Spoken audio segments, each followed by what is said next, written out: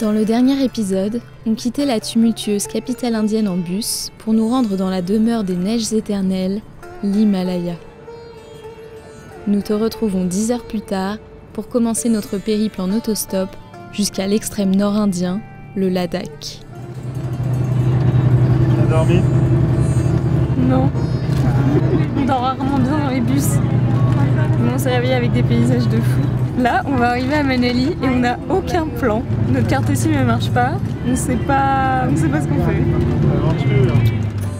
Nous avons des centaines de kilomètres à parcourir dans l'Himalaya pour atteindre la capitale de cette région de très haute altitude, accessible uniquement 4 mois de l'année.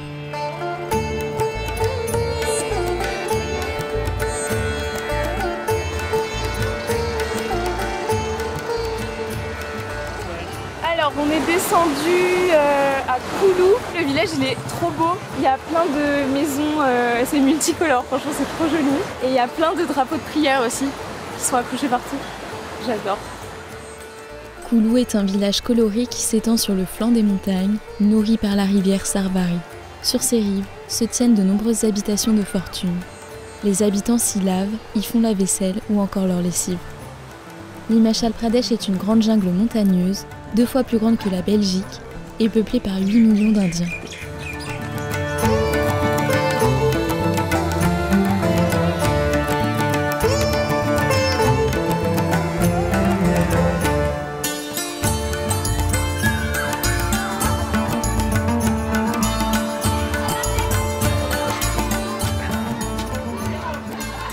On vient de passer devant une école, ils nous ont tous fait coucou.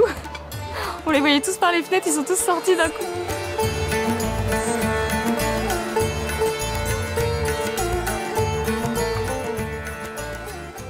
Composé d'innombrables villages comme celui-ci, la verdure de cette étendue du ciel et de la terre contraste avec les textiles arc-en-ciel de ces peuples.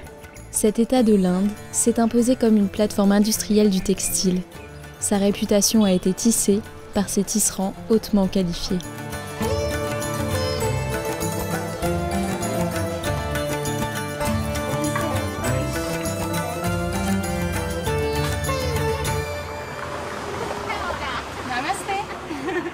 Le pays du cannabis.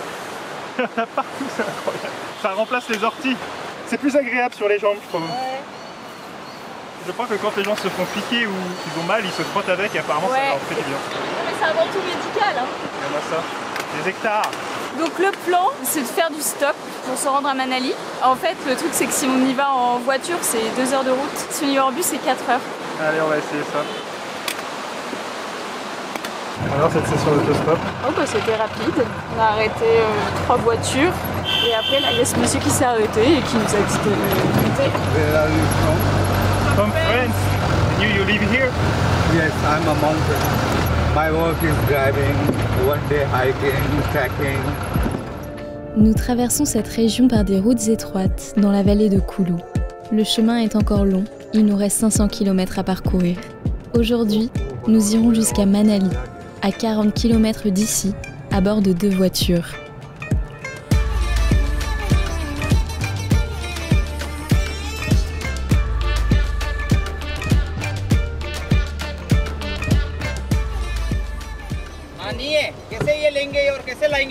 Nous allons traverser un pont de piétons en voiture. You did this before? Sure? Sure.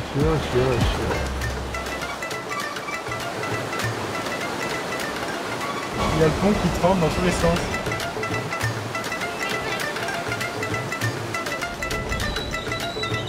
Namasté. Namasté Didi. On voudrait prendre une minute pour vous souhaiter une très bonne année 2024 et peut-être que comme nous, vous êtes plein de bonnes résolutions. On vous souhaite de réaliser vos rêves, d'aller au bout de vos projets, de vivre pleinement. On vous souhaite une année pleine de découvertes et de belles rencontres. Et personnellement, c'est le voyage qui nous permet de vivre tout ça depuis 2 ans. On sait que beaucoup d'entre vous rêvent de voyager également et que pour certains, l'apprentissage d'une langue étrangère est encore un frein et c'est bien dommage. Donc en ce début d'année et avec la participation de Rosetta Stone, le partenaire de cette vidéo, vidéo, on aimerait vous aider à tenir cette résolution et à vous sentir enfin à l'aise avec les langues étrangères. Ce qu'on adore avec cette application, c'est sa méthode intuitive et ludique. C'est très immersif parce que vous allez lire, écrire, entendre et parler grâce à la reconnaissance vocale dans la langue choisie. Namaste. Namaste. Lorki karhihe. Et à force de répétition, vous allez apprendre cette nouvelle langue tout naturellement et vous serez prêt à tenir des conversations sans stress partout dans le monde. Cette application, on l'a déjà utilisée plusieurs mois avant de démarrer ce grand voyage et on l'a adorée, donc je vous la recommande vraiment. Si ça vous intéresse, en cliquant sur le lien dans la description, vous avez jusqu'à 60% de remise exclusive jusqu'à fin janvier sur tous les abonnements, y compris l'abonnement Lifetime, vous donnant accès à vie aux 25 langues disponibles sur l'application, puis ça passera à moins 50% à partir de février. Vous pourrez donc apprendre plusieurs langues à votre rythme tout au long de votre vie et c'est satisfait ou remboursé pendant 30 jours, donc ça ne coûte rien d'essayer. Et nous voilà dans la ville la plus touristique de l'Himachal Pradesh, Manali. Dans les légendes cycliques hindoues, on raconte que Manu, le premier humain sur Terre, serait arrivé ici pour recréer la vie humaine. Sans le savoir, nous sommes arrivés en plein cœur de la vallée des dieux.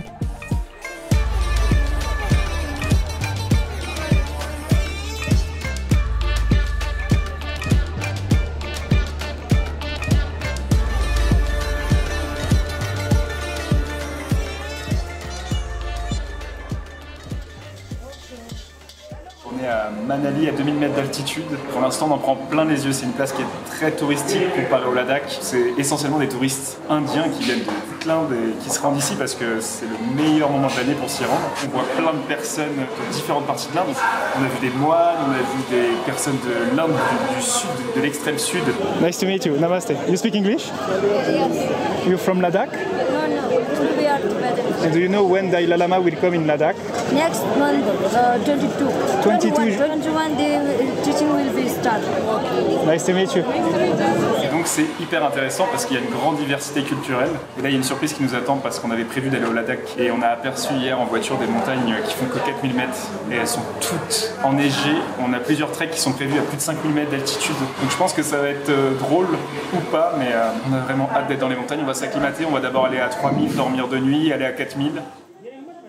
Dans les ruelles colorées de cette ville à 2000 mètres d'altitude, nous achetons les derniers éléments de première nécessité. Puis, nous passons la nuit ici avant de nous diriger en autostop vers les hauts plateaux indiens à plus de 5000 mètres d'altitude. Le lendemain matin, depuis notre fenêtre, nous apercevons les géants himalayens que nous attendons depuis des mois. En quittant Manali, et comme c'est le cas depuis notre arrivée en Inde, à chaque ruelle, ce pays nous offre un spectacle imprévisible de diversité. Namaste. En quelques minutes, nous passons devant une vache en laisse, un charmeur de serpents, une pratique illégale en Inde depuis 1972, ou encore un animal qui pourrait être un yak de beauté attaché à un arbre. C'est horrible comment il est attaché. Ouais. Il y a une selle dessus pour que les gens y montent. Puis, quelques foulées de plus, et nous voilà devant de grandes lettres tibétaines sculptées dans la roche. Namaste. Namaste. When the British Army came here and in 1975 so many people died here, and that time one Lama came here and he sit here for too many years and he make all of this. He wrote his name and year for memory. Je chauffe les jambes. Ah, les courbatures là, ça fait mal. C'est normal, c'est les premiers jours. On essaie de se rassurer. Hier, je pense qu'on a mis 1 heure au lieu d'une demi-heure à aller jusqu'à notre hôtel.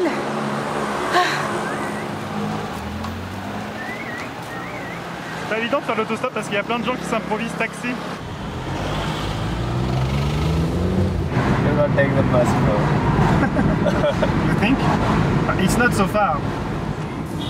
Bon, ça y est, on a trouvé quelqu'un. Et tous ceux qui s'arrêtaient juste avant nous disaient non, mais vous allez trouver personne qui vous prendra en autostop ici. Et il va nous emmener 25 km plus loin. Après, on va être sur une route.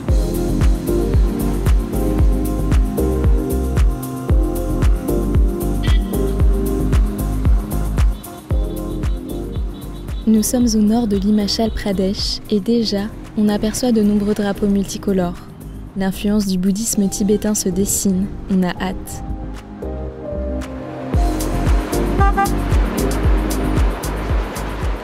Et là on est bloqué sur la route et donc on est à 3000 mètres, il y a déjà de la neige.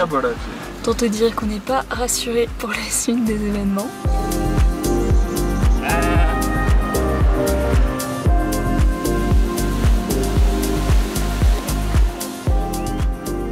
Sur les routes, les poussières sont remuées par de grands troupeaux menés par des bergers et par les ouvriers venus de régions pauvres d'Inde qui les réparent à la main.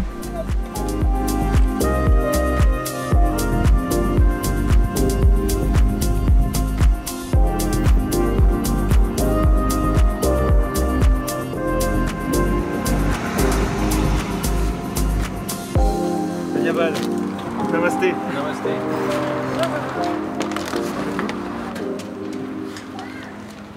Et là, ça y est, on est au milieu de l'Himalaya. Hein. Il y a des drapeaux de prière partout aussi.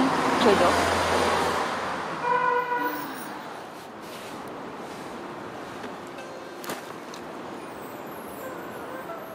Bon voilà, on est au bord de la rivière. Il y a des cailloux partout, sauf là, c'est du sable. J'ai checké sur internet, normalement, c'est pas interdit.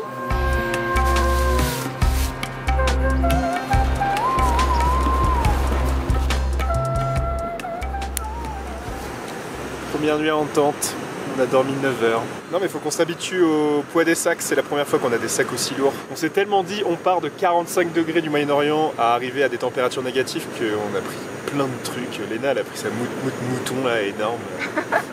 Donc il va falloir... la moitié de mon sac. Et moi mon sac il va faire 23-24 kilos, puis Léna a 15 kilos quoi, donc ça va pas. Et puis on va être à 5000 mètres, c'est la première fois de notre vie qu'on va faire ça, donc faut pas qu'on soit autant chargé. Puis là on se regarde ce matin, qui va oser prendre sa douche en premier, donc on a le choix entre une rivière gelée ou se laver avec la poche à eau avec un mini jet un peu froid. Puis voilà, aujourd'hui je pense qu'on va aller à 4000, on a le temps, on n'a pas beaucoup d'heures de route et on va s'acclimater doucement. Voilà la douche, une bouteille trouée. Bon, premier autostop, 3 minutes. Ouais. Dhanyabad. Namasté. And you're from? I am from Gujarat and this guy is from MP, Madhya Pradesh. Where are you guys from? From France. You have to cross this and move towards that. Okay, thank you very much.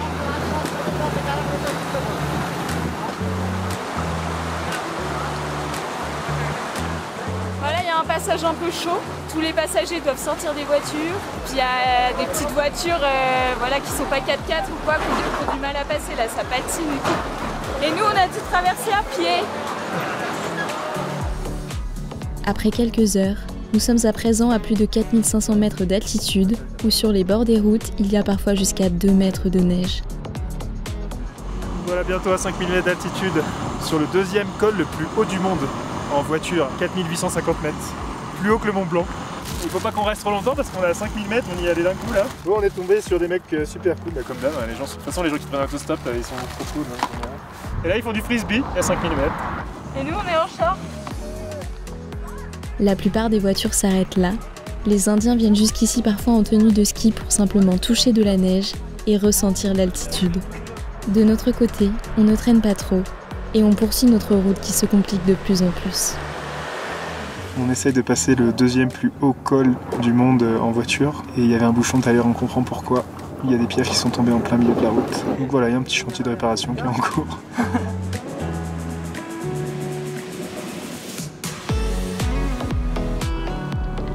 On passe le long de pierriers très abrupts et particulièrement couverts de neige.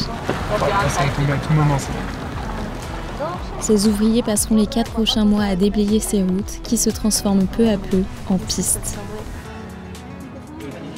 Ça y est, on est sur le col, je sais plus comment il s'appelle, Baranchagala. Et c'est trop beau la vue. N'est-ce pas?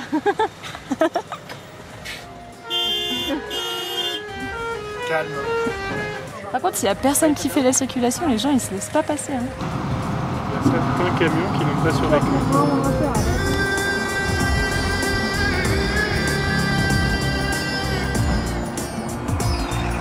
On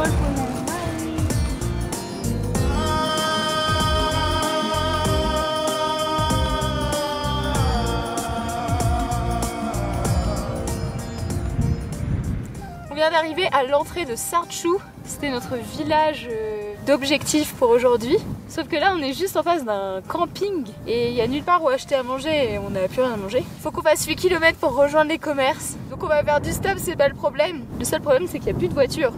Mais par contre l'endroit, c'est trop beau quoi. C'est ça que je voulais voir ici.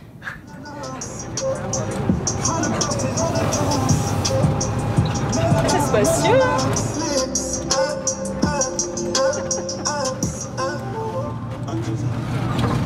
Il s'éclate ici. Nous voilà dans un camion typique. Ouais.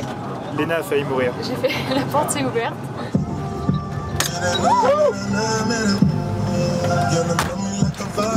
Je l'avais mal fermé. Et les vues, la vue, c'est trop beau. Ouais, on a Sarchou et là c'est incroyable. Oh. Ah. Et donc le camion ne peut plus avancer parce qu'il y a ce camion bleu là qui bloque, qui est tout seul. Et il est en train de créer une file d'attente énorme. Parce qu'il a pas envie de laisser. Et il a pas envie de reculer de 10 mètres quoi. Enfin c'est... Regarde. Ils sont tous en train de se prendre la tête. Du coup il voulait aller plus vite certainement, bah il va perdre 1 heure. Les gars du camion ils nous ont dit ça peut durer très longtemps, donc bah on s'en va. Bon ça y est, le soleil se couche, on approche de notre spot de rêve, franchement c'est incroyable. Les montagnes ici elles sont trop belles, on pensait qu'il allait y avoir beaucoup plus de neige à cette altitude. Et puis on va aller se poser, il y a un peu de vent, il fait frais.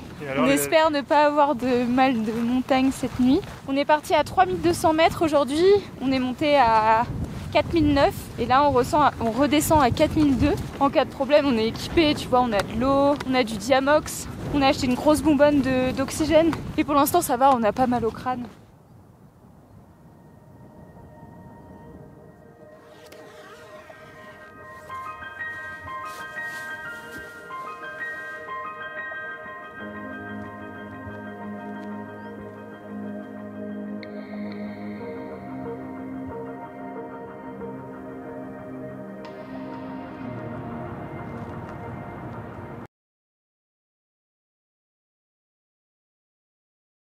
Sur les tempes, toi ça va mieux. Hein vomito. L'altitude m'a fait du mal cette nuit. Bon en tout cas ce matin on se réveille au milieu des 5000, c'est très beau. Ouais, le spot est trop beau. Oh, rien que de faire les sacs ça essouffle. Alors cette nuit, raconte-nous un peu. Alors c'était une nuit dans un lieu paradisiaque, mais dans des conditions de l'enfer. Je sais pas si c'est la bouffe ou le mal d'altitude, mais ça a commencé par un mal de crâne. Après on a mangé, c'était encore pire. Après j'ai dû m'exprimer en dehors de la tente, à 2 reprises. Et 10 minutes après ça allait mieux, donc ça ressemble quand même un peu à une intoxication alimentaire, mais on a mangé la même chose, alors je sais pas. Mais ça peut être aussi l'altitude, ça peut te faire des maux de tête, ça peut te faire vomir, donc ça c'est les premiers symptômes, donc c'est pas très grave, mais le pire c'est quand tu commences à saigner du nez et tout. Et puis aujourd'hui on va se rendre à des montagnes encore plus colorées, des montagnes rouges. On a 4 heures d'autostop à faire, on a grave traîné ce matin, parce qu'on n'a pas beaucoup dormi cette nuit du coup.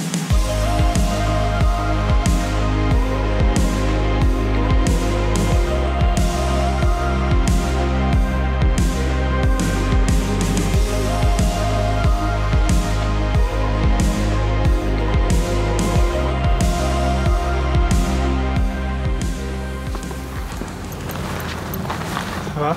Non, j'arrive pas à respirer. Bon, petit bilan de la journée, il est 22 h.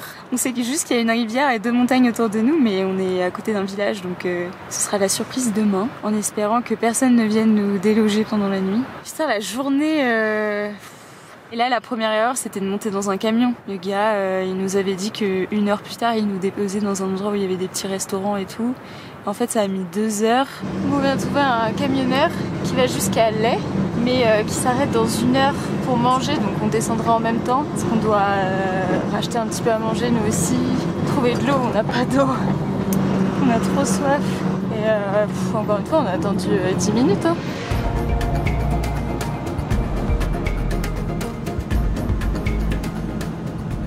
Il y a des pistes sur lesquelles il faut vraiment accélérer très fort pour monter. Tu vois même les moteurs.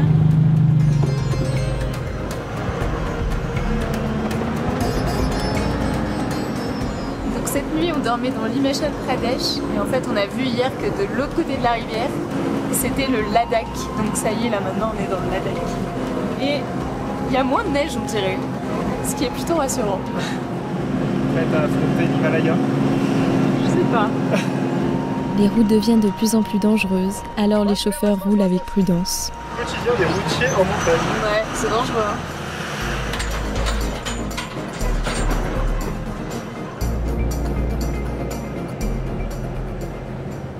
Après, une fois qu'on était là-bas, on était déjà en altitude, on était presque à 5000 mètres d'altitude.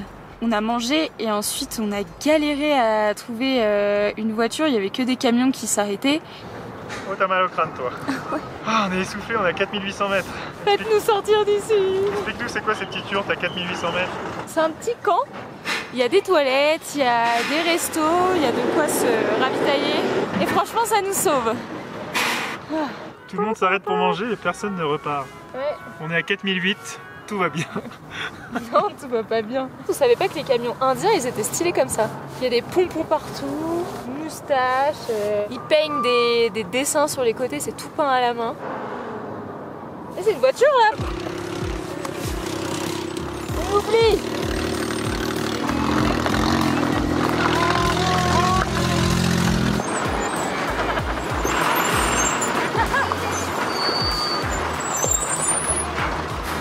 Oh là là, mais on n'aura jamais de voiture, ils sont 100 camions. Ils ont bloqué toute la route. Il y a un convoi de militaires qui vient de passer, il n'y a aucune voiture. Après, les voitures, elles peuvent plus passer. C'est la crise là. Et puis on a fini par trouver une voiture. En plus, hyper confort, on avait tout l'arrière, enfin, c'était génial. Et là, on se rend très vite compte que le monsieur, il a un problème d'embrayage, exactement ce qu'on avait eu en Iran. On lui dit, mais ça va pas votre embrayage? Là, il fait, oui, oui, je sais pas si ça va tenir jusqu'à la prochaine ville. Donc là, on a un petit problème d'embrayage. Après 5 minutes de voiture. Aujourd'hui, ça veut pas. Hein. Non, ça veut pas. Puis en plus, on est encore monté encore plus en altitude. Ouais. Évidemment, il n'y a pas de réseau. On se dit, oh, purée, faut qu'on retrouve quelqu'un, du coup. Et puis même lui, le pauvre, comment il va faire? Il y a un camion qui nous propose de monter avec lui. Il s'est dit bon, allez, faut qu'on avance. De toute façon, faut qu'on avance. On peut pas rester à cette altitude. Faut qu'on avance. Voilà, Léna fait sa pause pipi. Arrête, c'est pas drôle. On veut que je fasse pipi des fois. Lui aussi, il va faire pipi. What do you think? Crazy government. Attends, on le déconcentre pas là, c'est chaud. Oh my god.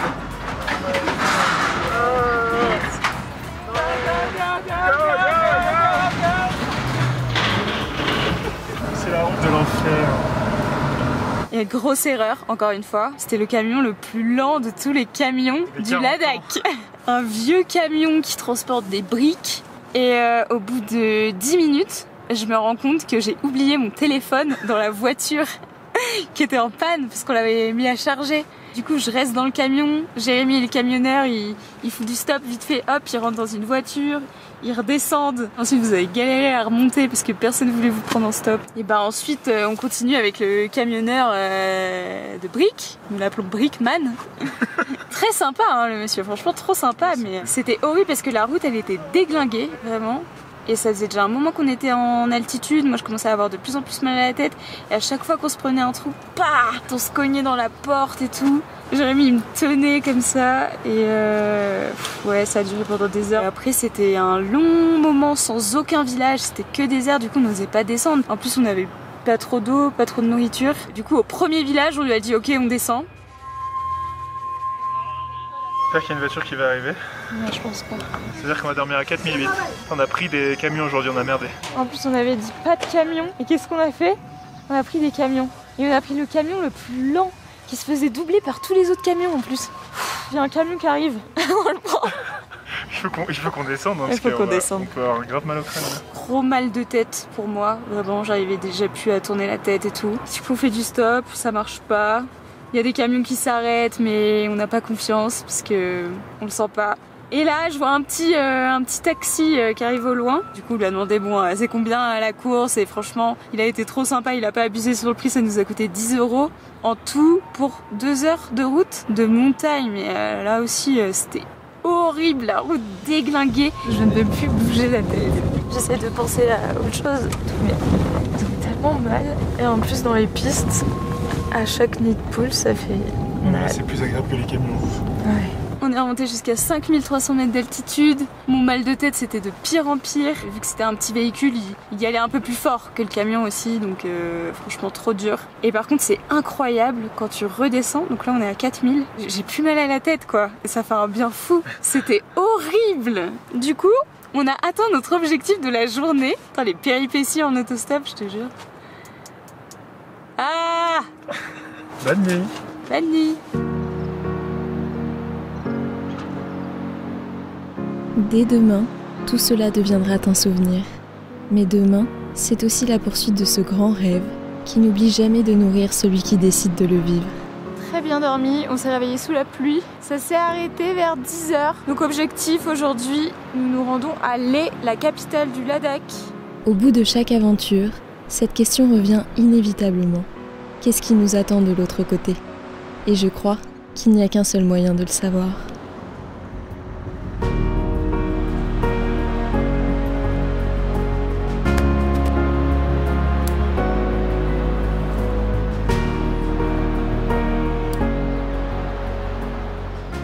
Foule hein. Il nous reste 1h30 de route à faire. Ça va le faire, ça va le faire. Bon, on a dit plus de camions, mais s'il s'arrête, on va dedans. Parce que là, il n'y a vraiment personne. Ah, on dirait bien qu'il s'arrête. To Leh. Magic? You go to Leh? Oopsie, oopsie. Oopsie, bad. Thank you very much. Thank you, bye.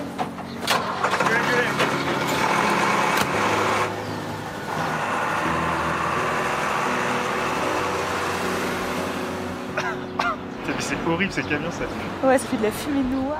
Finalement, quelques minutes plus tard, un 4x4 nous prend en stop. Sous la pluie, il nous emmène à Leh, la capitale du Ladakh et l'épicentre de notre futur voyage, au cœur des traditions des peuples de l'Himalaya. Nous aurons parcouru 500 km en 3 jours, sur les routes les plus hautes du monde. Une aventure riche en émotions, en diversité, mais surtout en rencontres. Toute cette traversée a une saveur qu'on ne saurait oublier, tout simplement parce que nous l'avons partagée avec les autres. À bientôt!